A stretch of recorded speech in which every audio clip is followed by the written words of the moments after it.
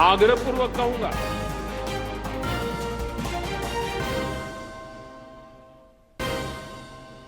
प्रधानमंत्री ने पीएम धन धान्य कृषि योजना और दलहन आत्मनिर्भरता मिशन का किया शुभारंभ।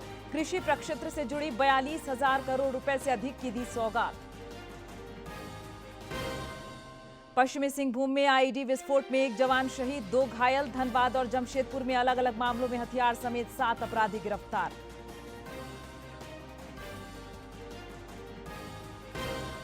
राष्ट्रीय मंच पर पाकुड़ को बड़ा सम्मान। नीति आयोग की प्रतियोगिता में वित्तीय समावेशन और कौशल विकास श्रेणी में देश भर में मिला दूसरा स्थान।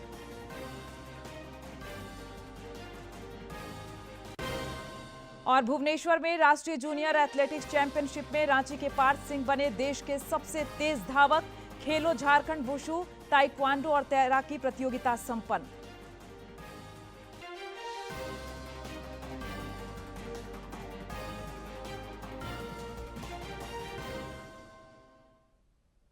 नमस्कार, खबरें झारखंड में आपका स्वागत है। मैं हूं प्रियंका और अब समाचार विस्तार से। बुलेटिन की शुरुआत करेंगे अन्नदाताओं को मिले सौगात की। प्रधानमंत्री नरेंद्र मोदी ने कृषि प्रक्षेत्र से जुड़ी 42,000 करोड़ रुपए से अधिक की परियोजनाओं का आज नई दिल्ली में उद्घाटन और शिलान्यास किया। उन्होंने पीएम धन धान्य कृषि योजना और दलहन आत्मनिर्भरता मिशन का भी शुभारंभ किया। इन योजनाओं से देश के कम उपज वाले 100 जिलों में पैदावार बढ़ाने के प्रयासों को बल मिलेगा।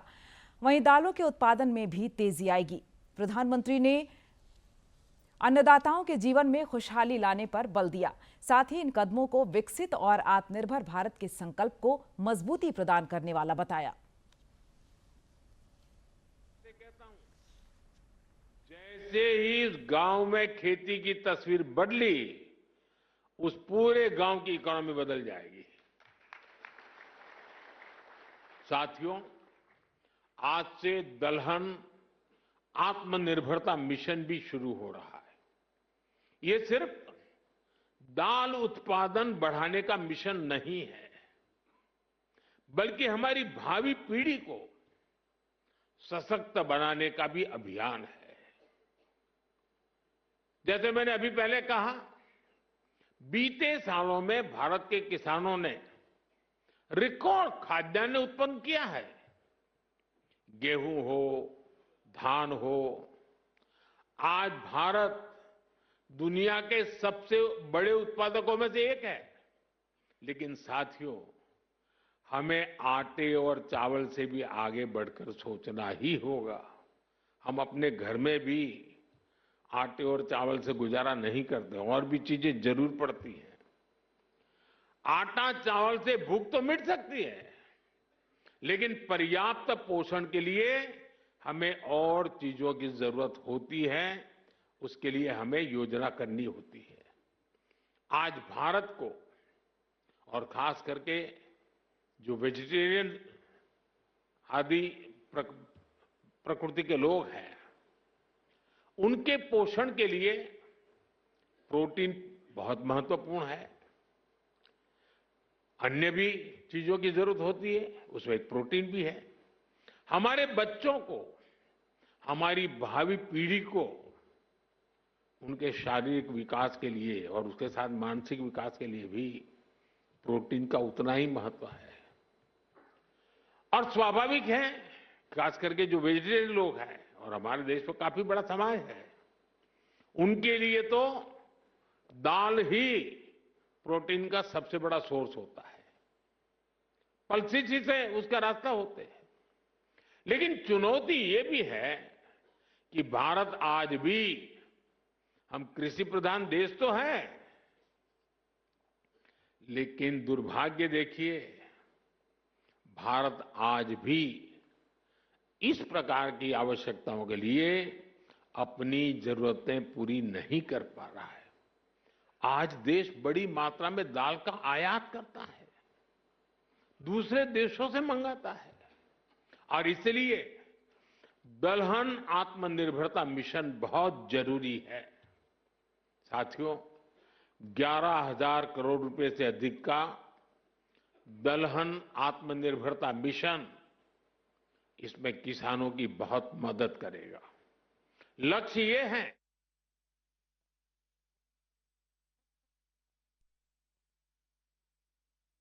के ताबड़तोड़ प्रहार से नक्सली हताशा में कायरता पर उतर आए हैं। ताजा मामला पश्चिमी सिंहभूम जिले का है, जहां नक्सल विरोधी अभियान के दौरान आईडी विस्फोट की चपेट में आने से एक जवान शहीद हो गए, जबकि 2 अन्य जवान घायल हो गए। बताया जा रहा है कि जिले के मनोहरपुर प्रखंड स्थित सारंडा जंगल में नक्सलियों ने सुरक्षा बलों को निशाना बनाकर 2 आईडी विस्फोट किए। इलाज के क्रम में एक जवान की मौत हो गई, वहीं 2 अन्य का फिलहाल इलाज चल रहा है। शहीद जवान का पार्थिव शरीर रांची लाया जा रहा है, जहां सीआरपीएफ कैंप में अंतिम सलामी दी जाएगी।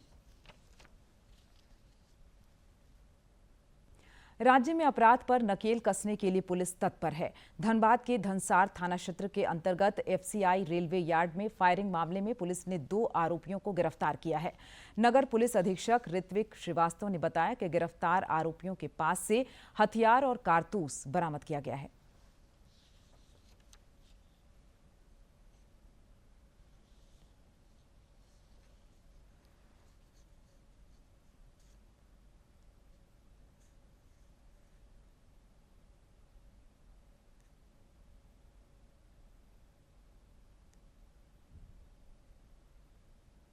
जो मेन कॉन्ट्रैक्टर और उनके जो बेटे हैं कुणाल सिंह, उनके द्वारा फायरिंग की गई, जिसमें एक श्रवण यादव करके बुरी तरह से घायल है, उन्हें गोली भी लगी है।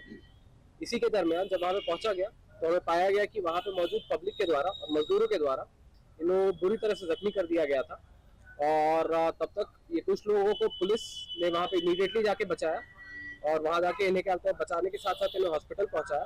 और त्वरित कार्रवाई करते हुए हम लोगों ने वहां पे मौजूद गोलियां, जो यूज कारतूस है वो एवं पिस्टल की भी रिकवरी की है, एवं साथ ही साथ इन अभियुक्तों को तुरंत ही दबोच लिया गया। जमशेदपुर में पुलिस ने बाइक चोर गिरोह का पर्दाफाश करते हुए 3 चोरों को गिरफ्तार किया है। सिद्धगोड़ा थाना क्षेत्र में एंटी क्राइम चेकिंग अभियान के क्रम में पुलिस को यह सफलता मिली। आरोपियों की निशानदेही पर पुलिस ने चोरी की मोटरसाइकिलें और स्कूटी बरामद की हैं।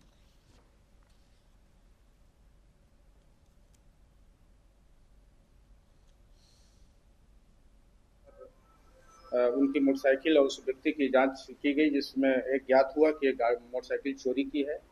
और विगत कुछ ही दिन पहले सिद्धगोड़ा थाना कांड संख्या 133/25 से संबंधित एक मोटरसाइकिल है, उनसे अब तक पूछताछ करने में वो लोग अपने इस घटना में अपनी संलिप्तता स्वीकार किए और अपना अन्य साथी का नाम विकास के रूप में बताया, विकास शर्मा के रूप में बताया, जिसके इनके निशानदेही और स्वीकारोक्ति के आधार पर विकास को भी अरेस्ट किया गया। इधर कदमा थाना क्षेत्र से भी 2 अपराधी पकड़े गए हैं। इलाके में शराब के अवैध कारोबार में वर्चस्व कायम करने के लिए ये कट्टा लेकर घूम रहे थे। पुलिस ने तत्परता दिखाते हुए छापेमारी कर दोनों को दबोच लिया। तलाशी के दौरान देशी कट्टा और कारतूस बरामद किया गया।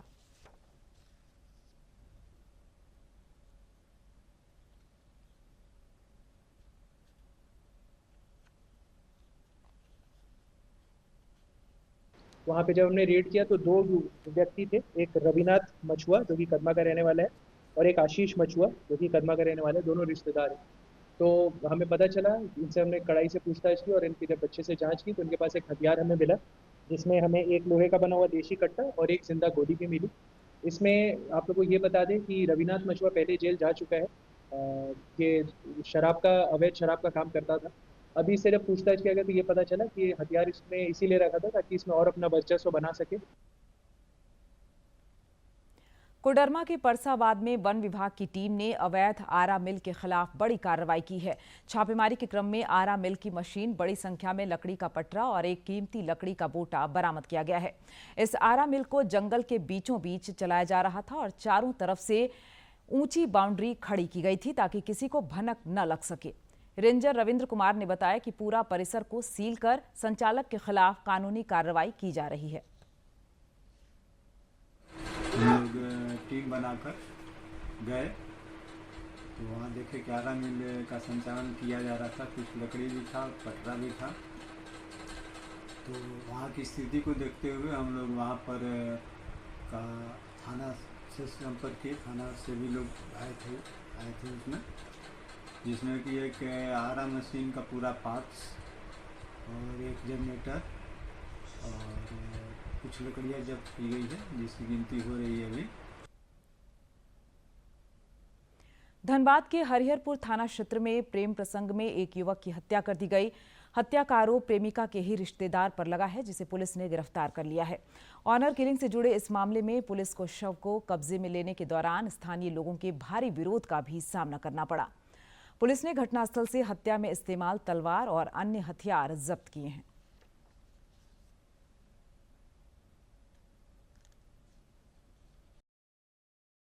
हरिहरपुर गांव में जो है एक हत्या की सूचना मिली थी, उसी पे हम लोग गांव में गए थे और मृतक का जो है किसी धारदार हथियार से मारकर हत्या करने की बात पता चली है अभी तक, और अभियुक्त से पूछताछ करने के बाद बाकी कारणों का पता चलेगा। सुबह हुए 4 बजे भोर तो फिर देखे दरवाजा खोल के तो घर में नहीं है, तो 4 बजे भोर से खोजने लगे तो हमको मन में धमकी दिया था, उसको हमको शक हो गया कि पाछे वो तो मार दी है मेरे लड़का के। नहीं, गंगवा नामा का घर से तो निकला है लाश मेरा हस्बैंड का, तो जायज की बात है, उसका घर से निकला है तो और दूसरा कोई तो मारेगा नहीं, और वो अकेले मारा नहीं होगा। अकेले आप किसी को मार सकते हैं? नहीं मार सकते हैं, कोई उसका साथ जरूर होगा, मिल के मारा होगा। अब नहीं मारा, कौन मारा है तो वही ना बोलेगा, गंगवा नामा बोलेगा। रेलवे में ड्यूटी था, वो सर्विस था, वो रिटायर हो गए हैं और उनका लोन ले गया सर, उसको इलाज करवाने के लिए मेरा भाई बहुत दूर दूर तक लेके गया। कोई उनका घर में साथ नहीं देता था। मेरा भाई को लेके जाता था कि चलो चलो चलो कोई नहीं है, तो मेरा भाई को लेके जाता था, इलाज करवाता था, यहाँ वहाँ जहाँ तहाँ लेके जाता था, और फिर बीच में वही बुला के और मतलब मर्डर कर दिया, हत्या कर दी। और अब एक अच्छी खबर, पाकुड़ को राष्ट्रीय स्तर पर बड़ा सम्मान मिला है। नीति आयोग द्वारा आयोजित प्रतियोगिता में वित्तीय समावेशन और कौशल विकास की श्रेणी में पाकुड़ जिला को पूरे देश में दूसरा स्थान मिला है। मसूरी में आयोजित समारोह के दौरान जिले के उपायुक्त मनीष कुमार ने यह सम्मान ग्रहण किया। उपायुक्त ने इसे सामूहिक प्रयास का नतीजा बताया। उन्होंने कहा कि सीमित संसाधनों के बावजूद नवाचार और टीम वर्क से जिले को यह सफलता मिली है। गोड्डा में पीएम विश्वकर्मा योजना को लेकर जागरूकता कार्यक्रम का आयोजन किया गया। इस मौके पर उपायुक्त अंजलि यादव समेत कई गणमान्य लोग मौजूद रहे। मौके पर पीएम विश्वकर्मा योजना के बारे में लोगों को बताया गया। उपायुक्त ने बताया कि 2 वर्षों के दौरान देश भर में 30 लाख लाभुकों को इस योजना का लाभ मिला है। इस दौरान कुछ लाभार्थियों को प्रशस्ति पत्र देकर सम्मानित भी किया गया।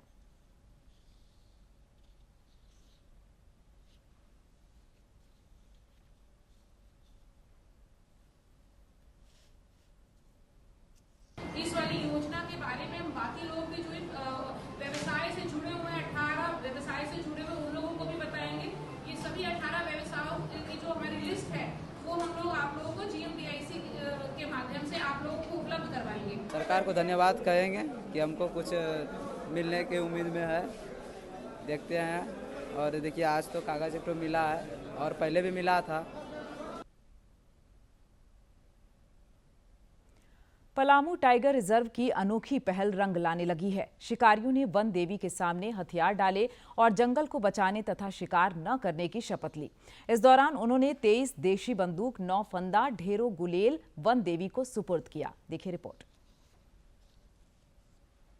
वन्य प्राणियों के संरक्षण के उद्देश्य से देश भर में कई पहल किए जा रहे हैं। इसी बीच पलामू टाइगर रिजर्व के दक्षिणी प्रमंडल में वन और वन्य प्राणियों को बचाने के लिए पलामू टाइगर रिजर्व अनूठी पहल कर रहा है, जो सफल होता दिख रहा है। पीटीआर की जागरूकता का परिणाम है कि इलाके में बसे गांव के दर्जनों शिकारियों ने शिकार न करने का प्रण लेते हुए अपने हथियार वन देवी को सुपुर्द किया है। वन जीवों को अच्छी तरह से बचाना है, रक्षा करना है और सब व्यक्ति संकल्पित हुए आज वन प्राणी सप्ताह के इस शुभ अवसर में कि हम सब संकल्प लेते हैं इस धरती वन जंगल को बचाएंगे और सबकी सुरक्षा करेंगे। पीटीआर के इस मुहिम में ग्रामीण इको विकास समिति ने अहम भूमिका निभाई है। इस पूरे अभियान को धार्मिक आस्था से जोड़कर गारू मैदान में दुर्गा माता, केशरा चंडी माता और प्रकृति देवी माता का अस्थायी मंदिर बनाया गया और प्रतिमा स्थापित की गई। वहीं रात्रि में अनाथालय गुरुकुल आश्रम के विद्यार्थी और शिक्षकों के द्वारा संगीतमय रामायण कथा पाठ शुरू किया। वहीं रात्रि में अनाथालय गुरुकुल आश्रम के विद्यार्थी और शिक्षकों के द्वारा संगीतमय रामायण कथा पाठ किया गया। इस दौरान पूरे रामायण को वन एवं वन्य प्राणियों को बचाने के संदेश के साथ जोड़कर प्रस्तुत किया गया। जैसे ये हमारा पौधा फुलवारी है, आप लोग लगाते हैं कहाँ कि अथी में आंगन में, तो मेरा फुलवारी ये देख लीजिए कि पूरा जंगल, जंगल नहीं रहेगा, जंगल के जानवर नहीं रहेगा तो वो जंगल नहीं। ये चलते जानवर को नहीं मारना। आज हमारे भगवान प्राकृतिक वन में ही छिपा हुआ है। अगर वनों से हम बिल्कुल छेड़छाड़ करेंगे, प्रकृति से छेड़छाड़ करते हैं, वन जीवों से हम छेड़छाड़ करते हैं तो वह प्रभाव हमारे जीवन पर पड़ता है। राज्य में अक्टूबर के पहले सप्ताह में वन्य प्राणी सप्ताह मनाया जाता है। कार्यक्रम के तहत आमतौर पर खेल प्रतियोगिता, पेंटिंग प्रतियोगिता का आयोजन होता था, लेकिन पहली बार इस मुहिम को धार्मिक आस्था के साथ जोड़कर 35 गांव के 80% से अधिक ग्रामीणों को जागरूक किया गया, जिसका बेहतर परिणाम भी सामने आया है। ग्रामीणों ने मंच से जिंदा पेड़ न काटने, शिकार नहीं करने और गुलेल से पक्षी नहीं मारने की शपथ ली। लोग यहाँ पे आ रहे हैं, वन देवी के सामने जो है कसम खा रहे हैं कि हम लोग आगे से शिकार नहीं करेंगे। और कल रात में जो है काफ़ी लोग अपनी इच्छा से यहाँ पे शिकार के जो पारंपरिक हथियार हैं वो वन देवी के सामने उन लोगों ने सुपुर्द किया है। यूं तो प्रतिदिन लोग जंगल बचाने की शपथ ले रहे थे, लेकिन अंतिम मौके पर प्रकृति देवी पूजा स्थल पर शिकारियों ने अपना हथियार और शिकार करने की सामग्रियां सौंप दी, जो पूरे देश के लिए अनुकरणीय उदाहरण बन गया है। डीडी न्यूज के लिए पलामू से श्रवण कुमार सोनी की रिपोर्ट। कोडरमा जिले में आदिम जनजाति परिवारों के जीवन स्तर में सुधार के लिए लगातार पहल हो रही है। इस दिशा में बिरहोरों को सरकारी योजनाओं से आच्छादित किया जा रहा है। देखिए रिपोर्ट। में आदिम जनजाति के बिरहोर और मुंडा समुदाय के लोग निवास करते हैं। ये आदिम जनजाति परिवार अभी भी समाज की मुख्य धारा से कोसों दूर हैं। ऐसे में झारखंड की सभ्यता और संस्कृति की पहचान माने जाने वाले इन आदिम जनजाति परिवारों के सामाजिक स्तर में बदलाव लाने की कोशिश की जा रही है।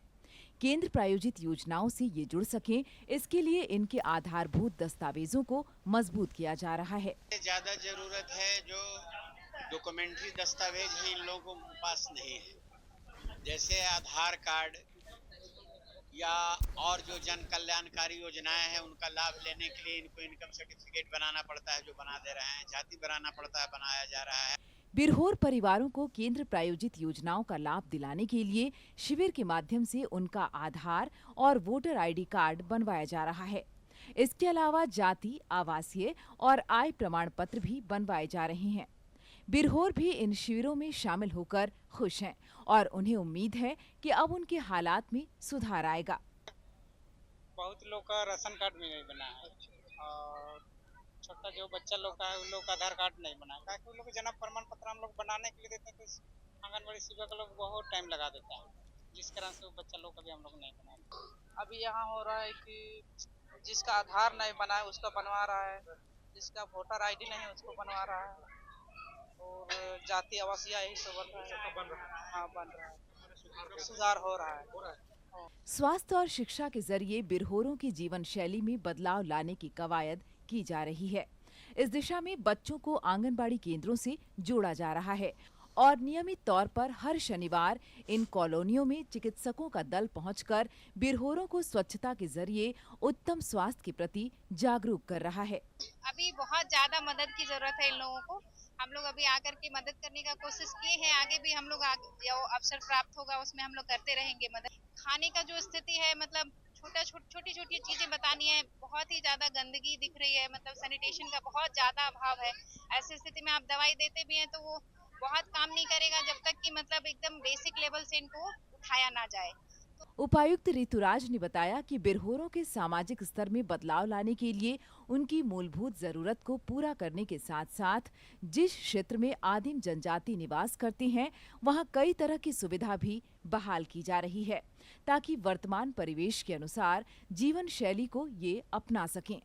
उन्होंने कहा कि एक अभियान के तहत बिरहोरों के सामाजिक स्तर में बदलाव लाने का प्रयास किया जा रहा है। जिले के अंदर जहाँ भी बिरहोर समाज के लोग रह रहे हैं वहाँ पे मुख्य धारा से संबंधित बहुत सारी चीज़ों की कमियां हैं, जैसे कि घरों की स्थिति खराब है, बेसिक सुविधाएं जैसे पानी, बिजली, आंगनवाड़ियों की स्थिति, तो उनके एक एक घर का एनुमरेशन हो, उनके एक एक परिवार के एक एक लोग हम लोग एनुमरेशन करा रहे हैं, उनको किस किस योजनाओं से हम लाभ में जोड़ सकते हैं वो हम लोग करेंगे।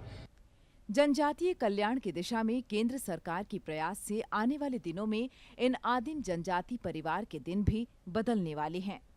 कोडरमा से गजेंद्र बिहारी सिन्हा की रिपोर्ट। गढ़वा में सीआरपीएफ की पहल पर दौड़ का आयोजन हुआ। इस दौरान प्रतिभागियों ने लोगों को स्वच्छता से बेहतर स्वास्थ्य का मंत्र दिया। इस मौके पर सीआरपीएफ 172 बटालियन के कमांडेंट अजय कुमार वर्मा ने कहा कि स्वच्छता के बिना स्वस्थ जीवन की कल्पना अधूरी है। फिट इंडिया अभियान के तहत आयोजित इस दौड़ में शामिल विद्यार्थियों का उत्साह देखते ही बना।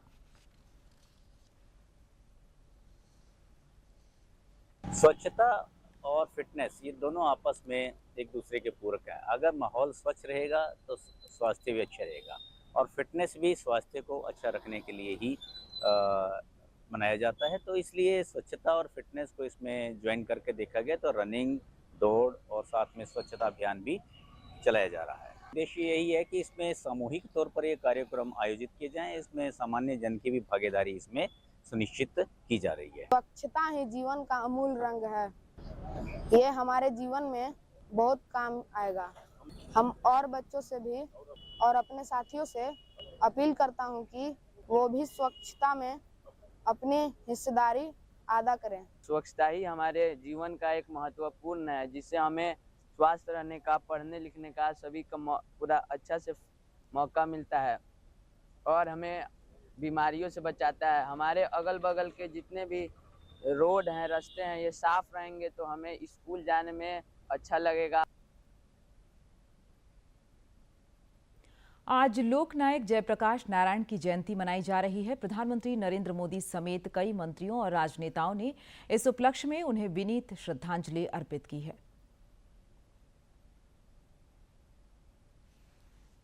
अपने जीवन में संतों जैसा सम्मान केवल 2 नेताओं ने प्राप्त किया। एक महात्मा गांधी थे तो दूसरे जयप्रकाश नारायण। इसलिए जब सक्रिय राजनीति से दूर रहने के बाद जेपी ने 1974 में सिंहासन खाली करो कि जनता आती है के नारे के साथ वो मैदान में उतरे तो सारा देश उनके पीछे चल पड़ा, जैसे किसी संत महात्मा के पीछे चल रहा हो। लोकनायक जयप्रकाश नारायण ने अपने विचार, दर्शन, उच्च आदर्श और अनोखे व्यक्तित्व से न सिर्फ देश की दिशा तय की, बल्कि आम आदमी की कल्पनाशीलता को भी जगाया। जेपी आंदोलन के नाम से मशहूर संपूर्ण क्रांति आजाद भारत में पहला सबसे बड़ा जन आंदोलन था, जिसने इंदिरा गांधी की सरकार को हिला दिया, नेताओं की एक नई पीढ़ी को जन्म दिया और राजनीतिक जीवन में ईमानदारी लाने की कोशिश की।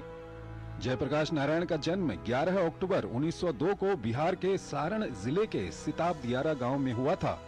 ब्रिटिश शासन के खिलाफ सविनय अवज्ञा आंदोलन में सक्रिय रूप से भाग लेने पर 1932 में उन्हें जेल जाना पड़ा।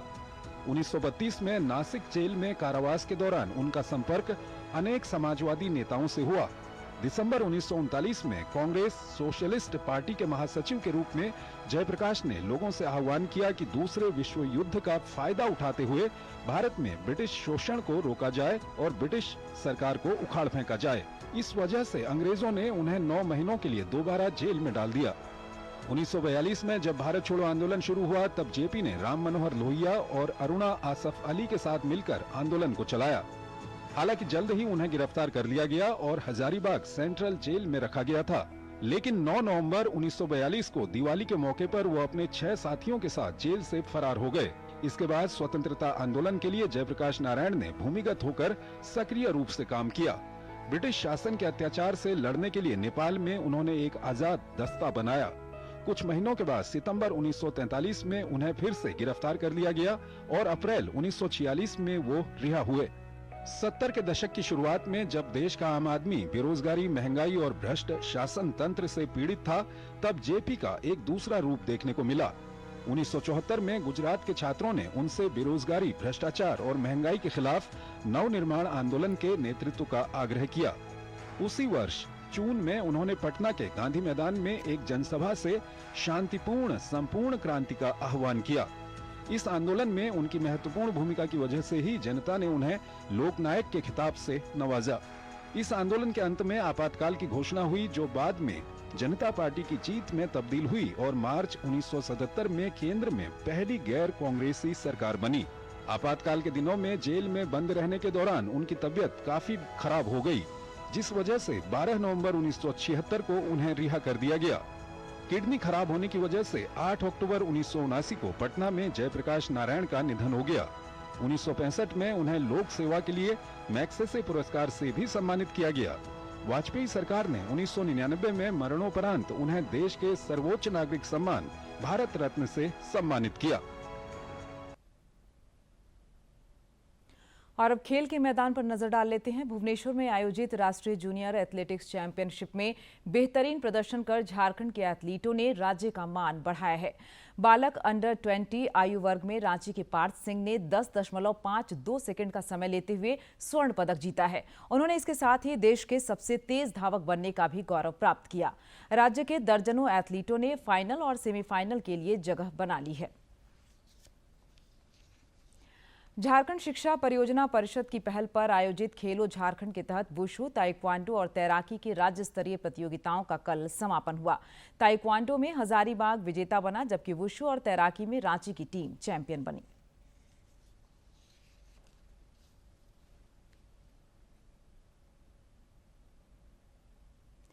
अंतर्राष्ट्रीय बालिका दिवस पर देश दुनिया में आज कई कार्यक्रम आयोजित किए जा रहे हैं। देखिए रिपोर्ट।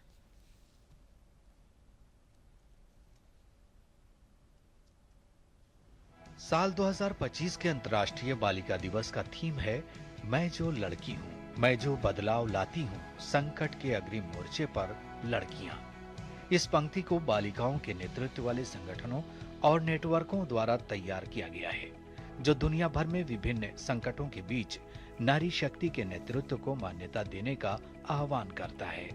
वर्तमान में जारी यूनिसेफ के आंकड़ों के अनुसार पूरी दुनिया में 122 मिलियन लड़कियां स्कूल से बाहर हैं, जिसमें 34 मिलियन प्राथमिक स्कूल और 87 मिलियन माध्यमिक स्कूल जाने वाली लड़कियां शामिल हैं। साथ ही वैश्विक स्तर पर श्रम बल भागीदारी के मामले में लैंगिक अंतर विश्व में अभी खत्म नहीं हुआ है।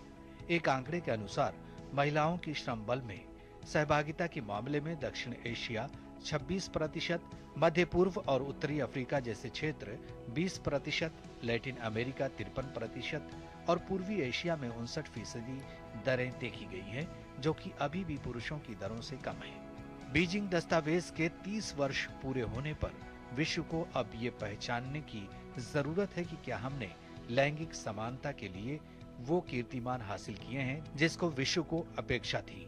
वैसे दुनिया भर में लड़कियां आज की सबसे बड़ी चुनौतियों का सामना करने के लिए बढ़ चढ़कर हिस्सा ले रही हैं। जलवायु न्याय के लिए अपनी आवाज मुखर कर रही और दुनिया भर से हिंसा के अंत की मांग कर रही हैं। बड़ी बात यह है कि आज की महिलाएं अपनी चुनौतियों और समाधानों के लिए खुद लड़ना चाहती हैं, जो बताता है कि आज की नारी आत्मनिर्भर बन रही है। हमेशा से भारत लड़कियों को आगे रखने के लिए प्रतिबद्ध रहा है। ऐसे में मौजूदा भारत सरकार के नेतृत्व में बेटी बचाओ बेटी पढ़ाओ, सुकन्या समृद्धि जैसी योजनाएं देश भर में चलाई गई, जो भारत की नारियों को आत्मनिर्भर बनाने के साथ लड़कों के मुकाबले हर दृष्टिकोण। अंत में मुख्य समाचार एक बार फिर। स्वरूप अब भारत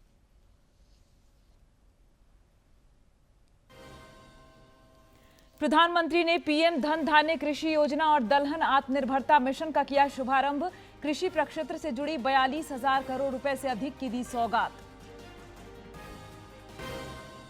पश्चिमी सिंहभूम में आईईडी विस्फोट में एक जवान शहीद, 2 घायल। धनबाद और जमशेदपुर में अलग अलग मामलों में हथियार समेत 7 अपराधी गिरफ्तार।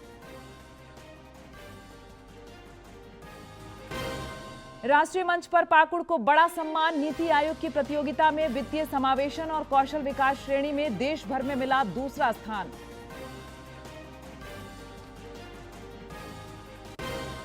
और भुवनेश्वर में राष्ट्रीय जूनियर एथलेटिक्स चैंपियनशिप में रांची के पार्थ सिंह बने देश के सबसे तेज धावक।